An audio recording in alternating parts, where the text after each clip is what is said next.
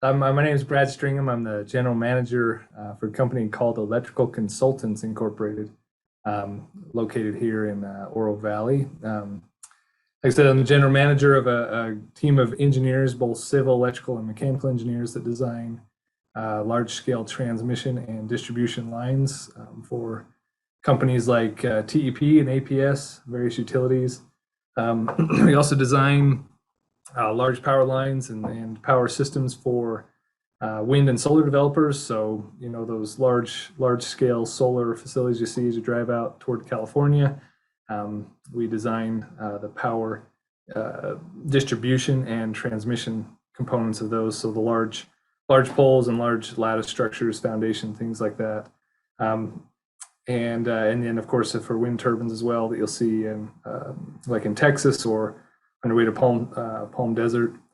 So we design, like I said, we're consultants, so we design those lines for small scale utilities or large scale developers.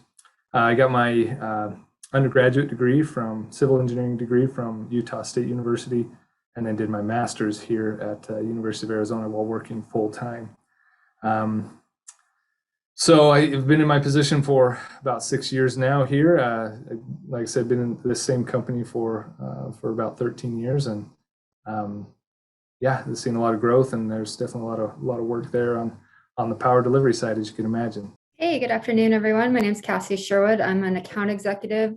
I just joined a new company called Automation Anywhere. We make software bots for RPA or repetitive process automation. I have also worked as an account executive for IBM, for Salesforce, and for DocuSign. A little bit about my background. I started off my undergraduate degree is from the U of A. I think I was actually the first person to get a degree in engineering management from the U of A. And I also focused in material science. I ended up working at IBM as an intern, and then took my first job as a project manager and did work in IT for about 10 years before moving into a sales role. I got an MBA with Thunderbird up in Phoenix and became an account executive. Just a little bit about what I do in that role.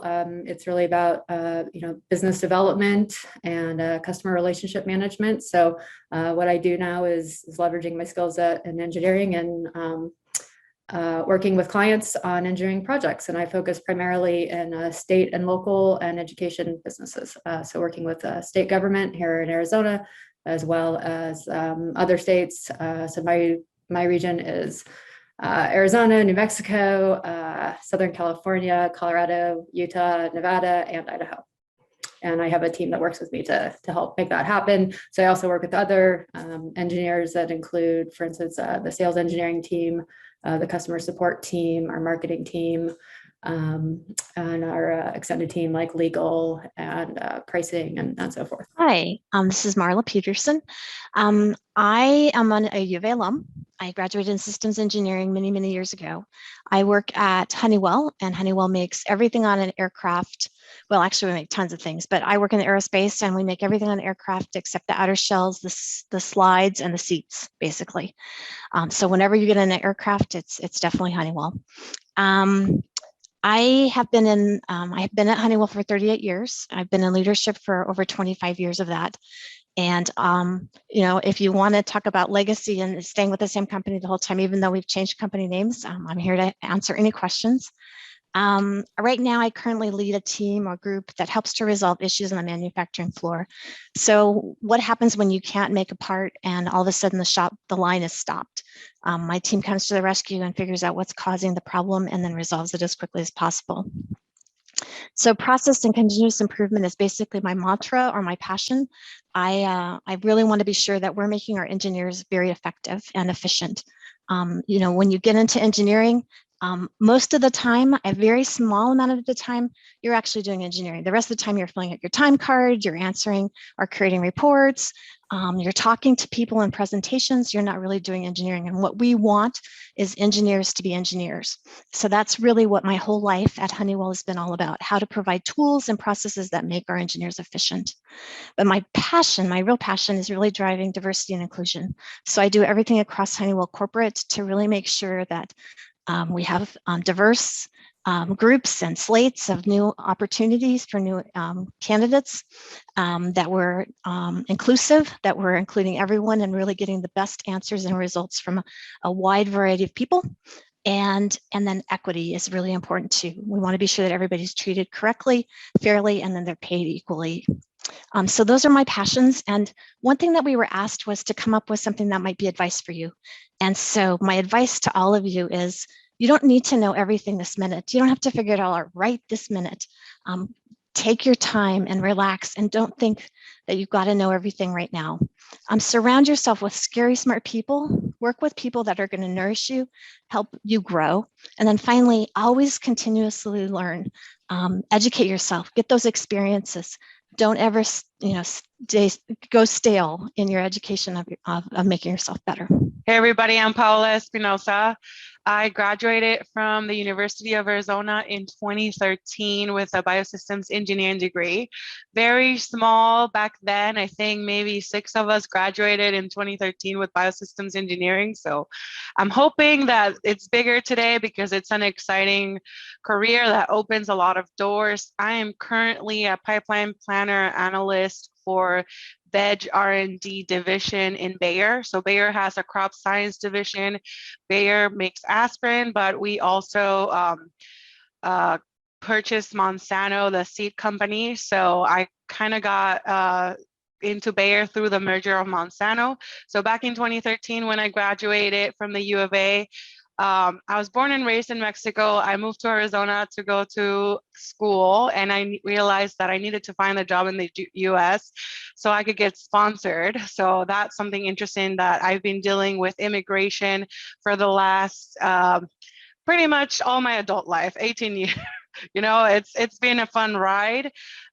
So that day when I was gonna realize I'm gonna need to get sponsored, I started applying. I think in my senior year, I applied to like 75 jobs and only got 4 interviews. So I can talk about the process of interviewing, about applying to jobs. I think I'm passionate about people like you right here, finding a job, finding what you like. And I think, I ended up somewhere I didn't even think I was gonna end up, as a pipeline planning analyst, nothing to do with biosystems engineering. I did get an MBA through the University of Nebraska while I was working full-time, graduated last year.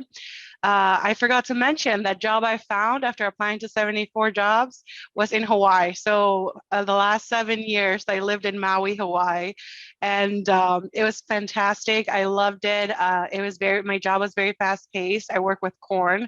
We can grow up to 4 corn cycles in a year in Hawaii. So that's very interesting. So that's kind of where my biosystems engineering came to play. I realized I was passionate about project management, being creative. I think something that the engineering degree provides is that it really fosters the creativity. And I think that shows. Everybody that has an engineering degree that I work with a lot of science degrees, but the people with engineering degrees are creative and know how to problem solve. And that has really helped me throughout my career. I am now in veg again, and I live in Sacramento, California. I was hoping to move to Arizona. I think Arizona is just I still hold it near to my heart. So I'm hoping eventually I get to move back to Arizona. But for now, I'm loving California, and my role really manages logistics for vegetable R&D all across the Americas, all the way from Chile to Argentina to Canada. And what we do is really make sure that we have plans in place for everything that we do. Veg R&D is really adopting a lot of technology. So the other portion of my job is how do we adopt technology? A lot of project management that I know it's part also of the engineering degree that we get from the University of Arizona. So yeah, I'm very excited to be here today. Very excited to share what I've learned throughout the last 10 years of my career. And yeah, thank you for having me. All right, so I think, it's a small enough group. I would love to hear from, the students and recent alums that are in the room that can maybe help spark the discussion. So I'm just looking at the screens here. So Ramon, would you like to maybe just introduce yourself first? Sure. Hello. My name is Ramon. I'm a graduate student at the University of Arizona currently. I just started, so I'm looking to graduate in the December of 2022. I guess I'm just here to learn more about like essentially just getting started with the career and first steps into a career really. Hello, my name is Ramon Jimenez. I am a undergrad student right now. So I'll be graduating this December with my urban regional development and business management as a minor in business management. I just want to I know I have interviews coming soon. So for jobs, and I'm like the process of applying. So I kind of want to know what I need to do to kind of prepare myself and to know what exactly like the next steps are and what to look out for. He put his introduction in the chat. Awesome. ECE student, farm tech, trying to move into biomedical engineering, devices upon graduation. Yes, right? Paula can talk more about all the different facets of Bayer. And then also spend a fair amount of time in Lahaina's in Maui. Oh, okay. Lahaina is pretty awesome. Concept. Yeah, David. So do you mind if I answer now, Lacey? So Bayer, yeah, so Bayer has 4 divisions. So we have crop sciences, which is where I'm at. And that's more of a seeds, chemicals business for agriculture. So more agriculturally focused. We have pharma, and then we have consumer products. So pretty much all divisions have engineering divisions within them. So some examples within my specific division, crop science. So right there in Arizona, in Marana, we are building, we finalized a greenhouse with all automated. I know we've done several presentations here, but they have a full team of engineers because pretty much the whole greenhouse, even though we grow corn, it's moving. We need, like RFID systems. We need the mechanisms that move the benches where we plant our seeds, irrigation, all of that is engineering. So yeah, there's a lot of engineering. My job hasn't been so much engineering, really. It's been more about management. So I really like what Marla said earlier. Sometimes engineers don't focus on engineers, and that has been my experience. It's been more about management and presentations and, like learning processes, but there's definitely room for engineering in Bayer, and there's exciting things because we have a lot of cutting edge technology when it comes to especially greenhouses. So it's really exciting. And Lahaina is beautiful, by the way. I love it. However, I did not live there. I lived on the southern part of the island. So I kind of want to get into, like construction management, like architectural design. So, but pretty much construction management. So I kind of want to know like what specifically, like what did they do to prepare for interviews? Like what specifically did they how did they prepare for the interviews when they first started out? So one thing that I like to hear as an interviewer is that you've done some research, right? So have you looked into this company? Do you know a little bit about them? What they're looking for, looking at the job posting, trying to get yourself to think, okay, what kind of questions will they ask, but really understand the companies, because the interview is just a small amount of time, right? And I want to find out all about you, and I want to take just a little bit amount of time to tell you about Honeywell as an example, right? So if you do your research ahead and you show me that you know it, then I can just spend most of the time finding out, okay, do you fit? I always look, and things that you need to think about are, what can I share about experiences that I've had in class or with a project? Can I show you some leadership experience that I've had? Did I take a role in a club or even in high school? Anything that shows me that there's leadership. So, what you've done as a project or in a class assignment, or one class assignment that you turned in, you got an A and you're really excited about, you can share that with me.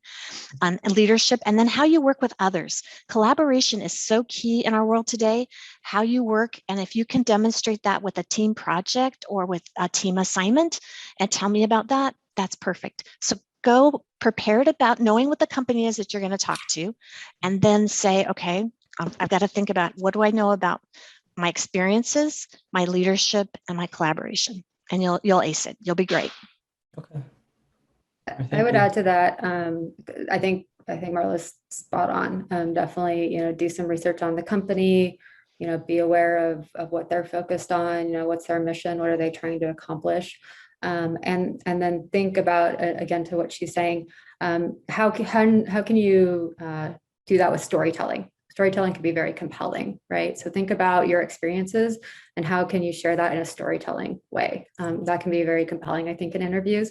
And it can be very humanizing, and it's an easy way to share your experiences and without necessarily being nervous, right? Because you've lived that, right? So maybe practice, thinking about a couple different scenarios and being able to tell those in a way that's a story that has kind of, a beginning, middle, and end. It's an easy way to, share a message, talk about what you did, and, get to the point quickly. Okay. I want to add to that, Cassie. I love that you said beginning, middle to end, because my advice is going to be, you have to think, and Bayer does behavioral based interviews. So this is where they're going to ask you, tell me about a time where you had a conflict with a coworker or a colleague, whatever. So to Cassie's point about the story, you, number one, need to nail it in 2 minutes to 3 minutes. Like, depending, if you have a 1 hour interview, think about, okay, how am I going to break down? What is the message that I want them to take away from me with my strengths? And how you can set up your story is, what was the problem? What was the outcome, and what did I take away from it? What was the impact? Like, was it impact towards myself? Was it impact towards my group? Was it my impact towards my grade? Like, those 3 elements, what was it? Problem, outcome, impact. Those 3 things, I want you to write it down right now. And when you're telling your story, you have to say tell me those 3 things, be specific with your example. Cassie's super right. Polish it, practice it. If it's tomorrow, you don't have a lot of time, but think about 5 situations that you want to talk about. So say them to yourself, try to say them within 3 minutes, because when you get nervous, you're going to stretch it to 4 to 5. So try to nail it within 3 minutes. I would say also prepare an elevator speech. So whether they ask you or not, they're going to tell me about yourself. And if they don't ask, tell me about yourself, which I don't know which interviewer would do that. You have to have your elevator speech. I'm at a senior level, so right now I'm expecting people to give me 10-minute elevator speeches. Maybe at your level, it's like a 5-minute of like, who am I? Why am I right for this position? And then what do I bring to the table? What am I looking for? So I think those 2 things, problem, outcome, and impact, and then your elevator speech. There's also a website I really like called Ask a Manager. I don't know if you guys or anyone else is familiar with that. askamanager.org. It's a woman who spent a lot of time in HR, and it's kind of an advice column for originally for HR, but she has a lot of great advice on writing resumes and also cover letters. And I think her advice on cover letters is really great. A lot about personalization. And so for anybody who's job hunting or what have you, I think she has a lot of really great advice on that column, and also just for, working in the business world in general. So I would recommend anybody check that out. We do have another question in the chat here. So David, he says, how important was an internship in the hiring for your first job after graduation? Did you learn applicable skills to what your job does now? Do you look exclusively for candidates who have had internships when you're hiring? Yeah, maybe I could start off on that. Yeah, certainly for us, we like to look for, similar to what's been discussed already, is involvement with the different groups, American Society of Civil Engineer. But more important than that, I have kind of a tier of internship experience, then involvement with groups, and then other just general work experience to show that you're willing to get out there and get your hands dirty per se, and work hard. So something related obviously to the industry you want to go in is what we look for first, but honestly anything with internship and some of that experience is I would say most important, even if it means doing other random tasks with the company you're looking to work for, is more beneficial than not having anything at all. So try to do whatever you can, in my opinion, to try to get internships. I think is a great thing. So I'll say personally, I was really fortunate. I got an internship with IBM. My first job was, I was 19. I was building databases for IBM. And then I had a variety of jobs. I put myself through school working there. So I had an opportunity to do a couple different things. I worked in IP law, for instance, and I discovered that I did not like IP law. I thought that was terribly boring. So, an internship can be great in finding things that you really like. I discovered, I really like things like project management, and I did not like IP law. So, I think it's certainly, if you have the opportunity to do an internship in really any space, it's a great way to learn a lot of skills in terms of, finding mentors, doing presentations, just learning how to, show up and do the work and, work with peers and management and so forth. And you learn what you like and you learn what you don't like. So, anytime you have that opportunity, that said, it doesn't necessarily mean that if you haven't had an internship in that specific space that you can't break into, where you want to go. At Bayer, we hire interns every year, and I can tell you that we gave a lot of offers to those interns. So those are people that we tend to hire because they've demonstrated already. Even if they showed up, I mean, as long as they were coachable, like they already have their foot in the door. Seriously, it's something that look at companies that you really like and see if they're offering internships. And like Cassie mentioned, if we're gonna realize there if you liked and you didn't like.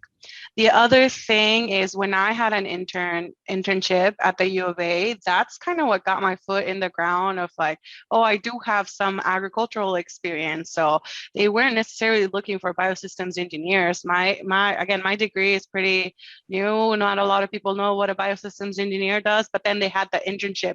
Oh, she worked with sweet sorghum in the field and managed a crew and all these things that made me desirable in front of my interviewer that they could relate to and they knew that they needed. So that was something that really helped me. And those people that I did my internship with, I still talk to them.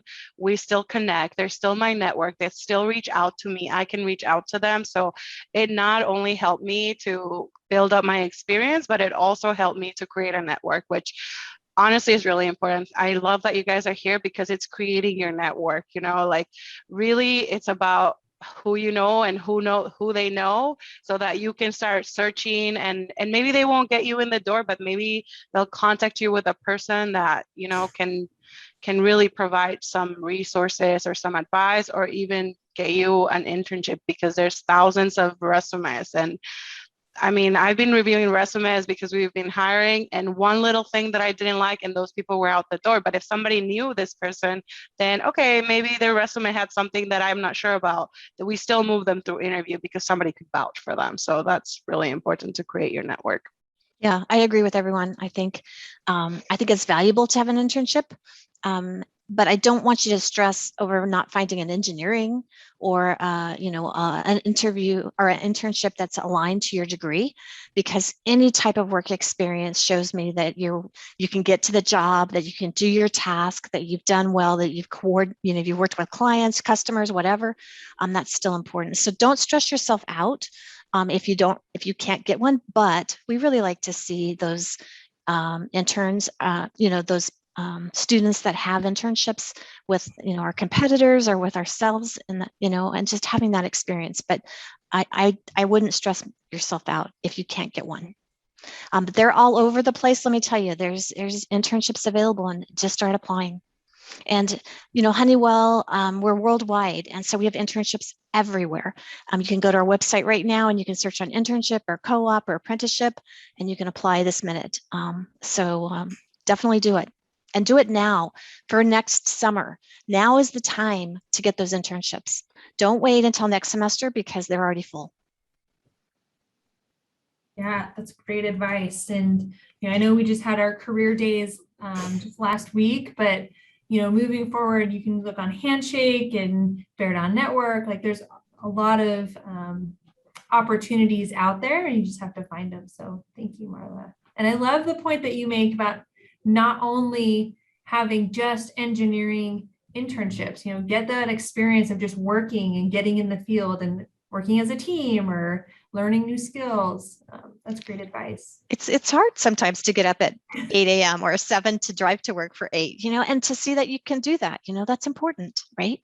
I'll give you guys a story. We had an intern once that worked for me, and he really had difficulty with time management, candidly. It was interesting. He went to a school where he didn't take classes at the same time. So he would take, one class for like 6 weeks, and then he took another class for 6 weeks, and he took another class for 6 weeks, right?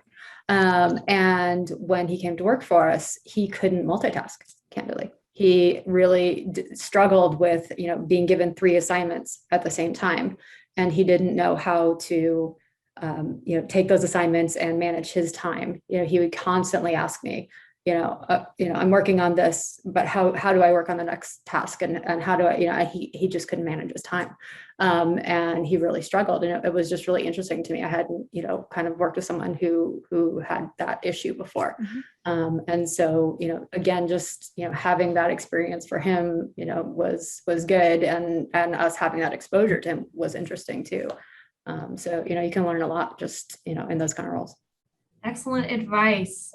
We have another question here, but and it's Ramon, and he's talking about like specifically the skills that employers are looking for. So Marla, you kind of touched on this just a little bit, but what are those skills, and are there any skills that you think students should really try to develop while they're in school, and the advice that you would give someone looking for their first job?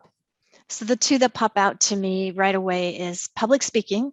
You need to be able to talk to people and share your ideas and your thoughts, because you're the only one selling you, right? And your ideas. So while you're in school, learn how to communicate. And that's in your classrooms, on your projects, with your professors. That's really critical. And then your written communication, no matter what your degree is, if you can't write and you can't talk, you're not going to get very far. So to me, I would really spend a lot of time on those. Obviously, you're going to get the fundamentals of whatever program you're studying, and that's just as important. But the 2 that pop to me right now are communication, written as well as verbal. Isn't that funny? As engineers, that would be one of the top things. That's what came to my mind first, as well as technical writing. I mean, as an engineer, we enjoy doing the calculation side of things, but one of the things that typically gets left out is the technical writing. And if you can make all the calculations in the world, but if you can't communicate that to the lay person or to your client, then it doesn't do much good. So that's what I tell a lot of students as well, is work on your technical writing, those miserable reports that you're required to take and make and create for your classes. Try to take those seriously and develop those writing skills. Fortunately, when I was in high school, I was able to take a lot of college courses. I had a high school teacher that was a college professor in English, and so I took 5 English classes because they were readily available to me. And honestly, I'm glad that I did, because it helped in my ability to compose emails, and in not the text format we're used to today of just short responses. Being able to give a detailed response that's complete and thorough helps out so much with your supervisors and managers, that reduces the amount of time they have to review your technical documents if you can explain your position. So, in schooling, I echo that, just work on your technical writing, because honestly, we look at GPA, and my question are, if they've had the engineering classes, concrete, steel design, the basics, so they can understand the principles, are essential, but more so, like I said, technical writing is a great suggestion. I think one of the things for me that no one ever told me and I had to learn, I mean, Bayer is a lot more corporate, right? It's big, it's global. I think Honeywell is also as well one of those, but image is important. I'm not telling you to be, super overdressed or always put together, but I think you need to create an image around yourself. You have a brand, whether you like it or not, and guess who's going to sell that brand? It's going to be you. So I had to learn throughout my career. I joined a farm. I worked in a farm, even though it was corporate. It was this farm in the middle of the Pacific. And I noticed that when I started learning about, okay, image matters, how you present yourself, and nobody's going to tell you. It's very difficult. I don't think I've ever had anybody come and talk to me about my image. Now that I know, now that I understand that I have a brand, that there's some ways that I present myself, now people recognize, hey, your brand is strong, and we know what you're all about. You don't have to tell us. It shows. And it's through the way you look, through the way you talk, through the way you communicate. And I would say try and find what it is, unless you're like a genius and the people you like get used to those people and okay, we don't care about their image. But if you're not a genius, a way that you're going to stand up is through your image. And yeah, it's something that again, nobody has ever coached me on that, and nobody has ever really come to say, hey, your image needs this, work on this. I think it's more about self-awareness, and it doesn't have to be super, dressed up. I'm not saying show up in a suit if that's not what your industry requires and the industry that you want to go into requires. But if there's a place where it requires, yeah, go and buy a suit if that's what it needs. In the interview, it matters too, because even if it's through the camera, the first thing we're going to notice is how you're dressed, how are you sitting, like where you at, are you prepared or are you disheveled, like did you just wake up? So those kinds of things I think definitely matter, and not a lot of people talk about it. I'll just tag on story-wise to what Marla said about public speaking in particular. I was an incredibly shy kid growing up. I was the kid who, hid behind their mom's leg, all the time. And when I, had my first jobs, I was incredibly shy. I was very fortunate to have some mentors who, kind of helped shepherd me and said, hey, you've got some great ideas. But to Marla's point, if people don't, hear you, and if you don't speak up, no one's ever going to hear those great ideas. And so I signed up for public speaking in college and took a public speaking class, which was terrifying for me. I mean, I was incredibly nervous. But I forced myself to do that because I knew that I wasn't going to go as far as I wanted to go if I didn't really attack that head on and learn those skills. And so I would highly recommend, the more nervous you are, the more you need to do it. Take a public speaking course. And if you're the kid that I was, which was, hey, I'll do all of the group work as long as I don't have to present, switch that up and be the person that presents, because, college is the best opportunity to, make those mistakes, to fail, take that opportunity. It's better to do that, in school than it is to do it in industry. And so, I would really highly recommend that, anybody who, has that fear the way that I did, work on those skills and whatever they are, whether it's public speaking or writing or whatever those things are, take the opportunity to really, dig in and improve on those skills. You can get help. There's so many resources at the U, whether it's, getting assistance with image, whether it's getting assistance with, writing or speaking or what have you. It's there, seek out those resources. I know Lacey will help you. Our people like ourselves, they're there, and you can go so much farther once you've done it. And honestly, presenting now is not a big deal to me. When it comes to someone looking for their first job, so when I applied to a lot of jobs. I think in that first, going from college to the industry, Google, find people that work in the industry, LinkedIn, like you can look at, I kind of started researching companies like, hey, this looks interesting. Of course, the career resources that the U of A has are really helpful too, like getting your resume reviewed. I know that now that there's a lot of systems that you just put in your resume and they proof it for you and help you with that. But it was more of trying to find industries that I'm like, that sounds interesting, and I just cast a wide net. I think it would be my advice. So I'll just add, just in terms of sort of some, more specifics as it relates to sales and engineering. There are a lot of entry-level positions in sales and engineering. So if anybody is interested in that space, I know probably a lot of people haven't thought about that before. I certainly wasn't aware of it, when I started. But if you are interested, there are a lot of opportunities. Candidly, they're quite lucrative in a lot of spaces. But you can look for roles. They're frequently called like SDRs or NBRs, sales engineers. So if you do, searches for that type of role, there are a lot of entry roles for, companies, really any kind of, IT engineering firms are, selling, and they have people who are doing that. They have formal systems to take people from, an entry-level sales role up through an account executive.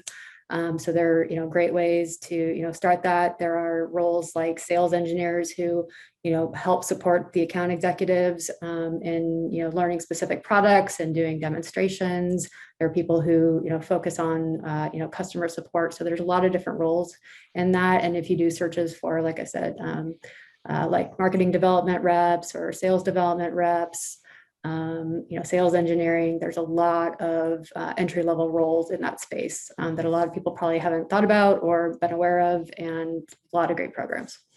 One more thing, connect with your professors, because you might need to get a letter of recommendation. And it's not fun when somebody random comes and says, oh, you're one of my 300 kids and you need a letter of recommendation. I know nothing about you.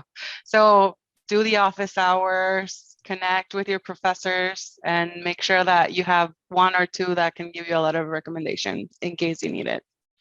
Excellent advice. And I can't emphasize enough, right? The power of networking. And Paula, you brought that up multiple times. And it's not just to get the jobs, but you're right. Like, who can speak to my skill sets, and how do I show that, not only through, my resume, my cover letter, my personal brand, but also through the recommendations of others. And that's a really important strategy and point that we often forget. What advice would you have for young professionals as they're trying to wrap around expectations for what their career is going to look like in terms of the flexibility and the transferability of skills to different facets of your industry?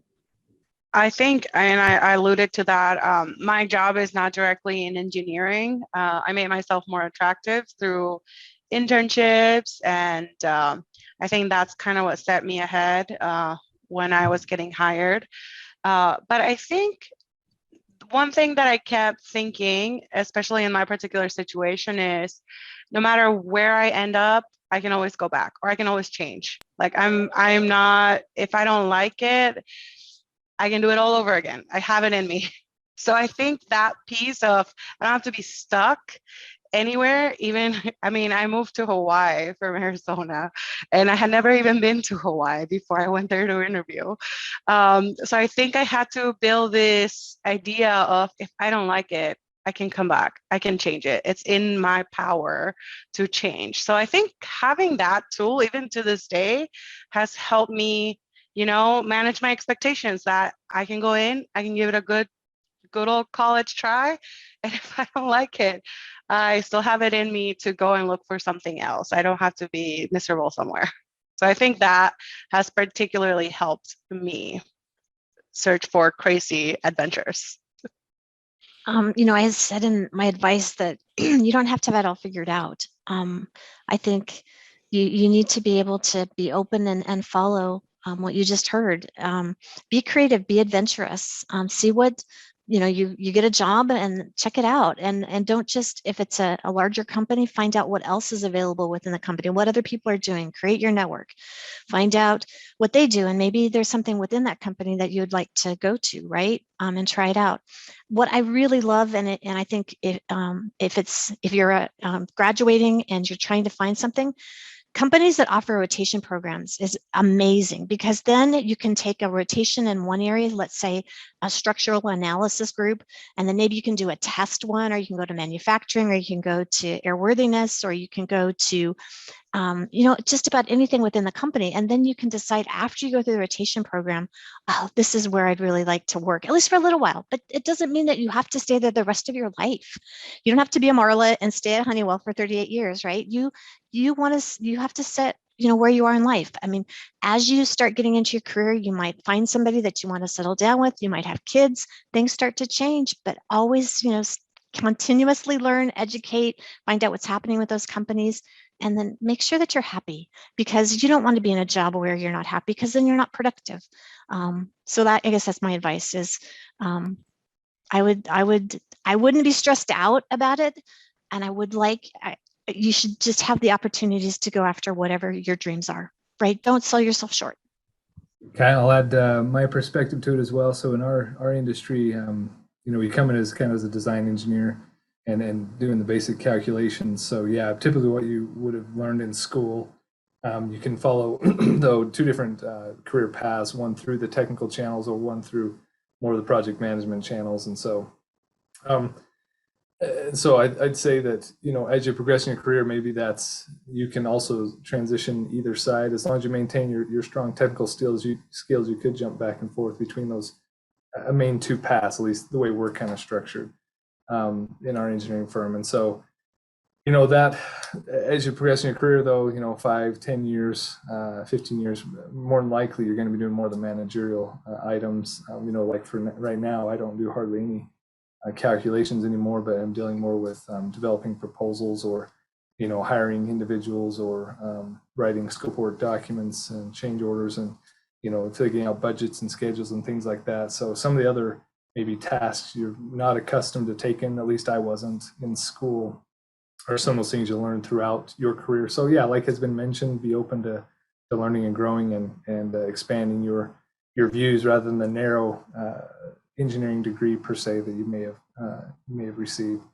And then also one thought that came to mind as well, in your industry, sometimes it's a small world. So, develop those relationships and maintain those. Don't ever burn bridges. No matter how frustrated you may be, it's important to maintain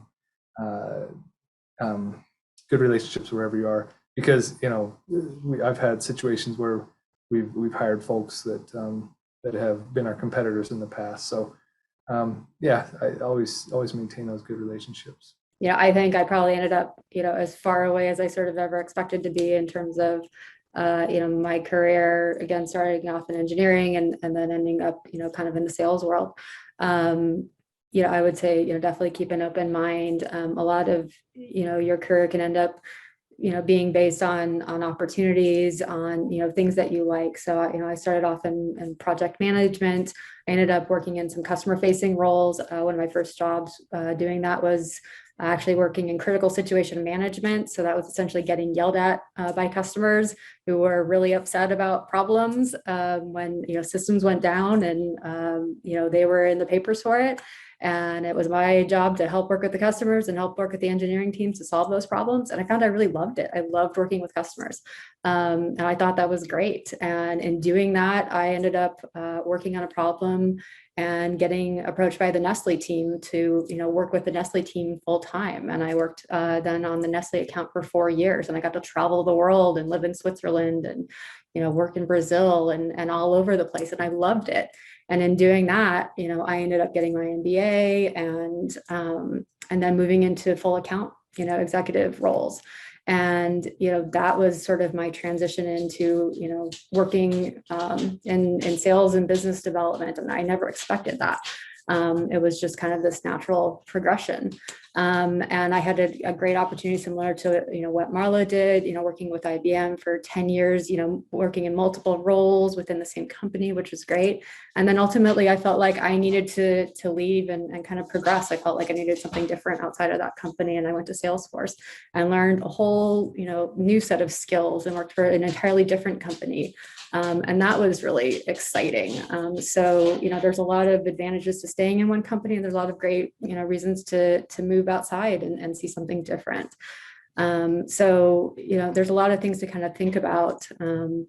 What kind of lifestyle do you want to lead? Do you want to travel? Do you want to do consulting? Do you want to, be in that, working with customers?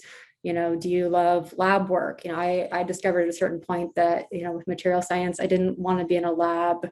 I felt like I would have to really spend a lot more time and probably go a PhD route to really, stay in that. That wasn't authentic to me. But, think about, what are those kind of aspects of, how you do your job, the daily, grind, what do you like to do? Do you like to travel? Do you like to stay home? Those things change over time too. But a lot of those things, can factor into what, makes you happy in your job now and what might be different in the future. So we have a couple more, and I think we'll have time to get to them.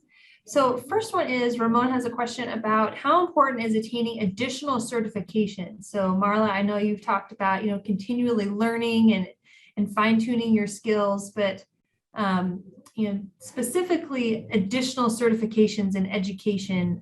He mentions the FE and PE, not only for your careers, but even that job after your first job. Well, and my guess is that they're going to be totally different answers, because like at Honeywell, a PE probably isn't as important as it is in the civil engineering world, right? But certifications are very important. And I really would highly recommend that you become part of your society that's based like ASME for mechanical engineers. And they have different programs and they have different ways of training you or teaching you and giving you experiences outside of the company that you work for. Honeywell, and I know IBM and all the companies here have amazing training programs. We have a lot of different things that we do. We do have a very strong Six Sigma world. And so getting your black belt and your lean expert certifications are highly recommended. The advice that I would give you is that you get into a company and you see what their initiatives are and what they're driving. Is it continuous improvement? Is it different types of quality programs? And get into those as fast as possible and become the expert in those and get the certifications in those. That will help you advance because you're ahead of everyone else. You took the initiative, you were excited about it, you did it, and you've got that certification. Those are for internal ones, but for external ones, I think it's more where your desires are, where you want to learn, and go with those, like if you're really excited about Society of Women Engineers or Society of Hispanic Professional Engineers, there's a lot of certification programs that you can go through there as well. And as a civil engineer, you are correct. I mean, for us, we focus a lot on the FE. Certainly I would suggest in our career to get the FE before you graduate, preferably. Utah State, it was a requirement before you could graduate to have the FE. And then in our I've got professional engineer in both Arizona as well as California and multiple other states throughout the country. And, I think in the principle of just growing in your profession, that's, I think, like Marla said, is hit the nail on the head, is just showing continuous improvement, and now I'm looking toward getting a PMP certification. And I know, other classes that are offered by our company. As part of your interview, I'd maybe suggest asking what type of courses or things does your company allow after you get into the profession. We also encourage and allocate a certain amount of time, some amount of hours each year for conferences to attend or other certifications to achieve throughout the year, which helps you continue to improve and grow in your profession. So but I think it's important to just continuously be involved with those programs. So. For Bayer, and I think it's very appropriate. Again, Brad said it perfectly. It depends where you want to go. If it's civil engineering, if it's mechanical engineering, maybe the FE is appropriate. In Bayer, I know mechanical engineers that have their FE, the interviewers never even looked at it.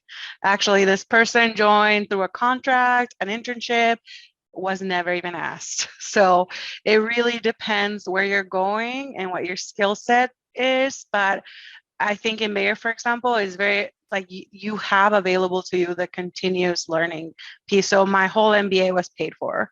I did not have to pay. It was very minimal what I had to pay. I worked full time and did the MBA, so that was a lot. And you had to balance, and you have to have good reviews. Like your performance has to be acceptable to a certain rate. But I think it just depends where you go. And I think it's something appropriate to ask in an interview if you have time, depending if it's a 1 hour interview and you're running out of time, maybe don't ask like what kind of continuous education you're going to offer me. But if you have time, I think it's totally appropriate to ask what kind of education would you be offered or would you need in preparation for the role. So I think that's good, but it totally depends on the company and the industry. Yeah, I would add, so, most of what I deal with is software. So usually, comp sci, some double E, what have you. So application's not usually as big a deal. We're usually looking for people who, have familiarity with our applications or solutions and what have you. For an account executive, an MBA is certainly nice, certainly checks a box. There's plenty of people who have this role and don't have one, but it certainly helps kind of advance you more quickly to have an MBA. Michael had another question. So just quickly, could we maybe address just like one piece of advice, your closing advice for young professionals or recent grads looking to get into the industry? So really quickly, the three things I said at the beginning. You don't need to know everything right now. You don't have to figure it all out. Surround yourself with scary smart people. Work with people that will nurture you. Find a sponsor, find a mentor, and then grow with those people. But they're going to leave. They're going to get different jobs. So be able to adapt and then continuously learn, educate, and get that experience. Yeah, I mean, I totally echo Marla's. That would be my whole thing this last hour has been networking. Sponsoring is a little different because those are the people that are going to say nice things behind your back when you're not there. So it's totally important to network. And I would say if you're still in school, get a job at school.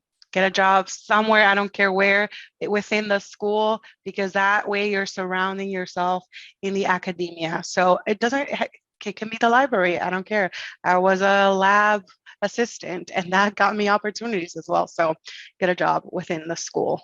Right. I think just involvement with internships, clubs. I think all the things we've discussed here, I don't know that we could recap it any better than all the items we've discussed previously, but get involved with, as much as you can. I guess I would just tag on, I think, Marla hit it on the head. I would say, find a mentor, find someone that you are comfortable with, especially, once you find that first job, or as you're seeking it out, find somebody that you feel comfortable with, that you can ask those questions that feel scary to you.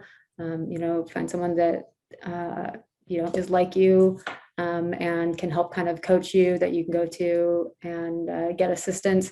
But also don't think of a mentor as just one individual. It's important to find mentors, within your company, within your department, and ideally somebody outside of that department too, that you can ask questions of, without penalty or feel a failure there.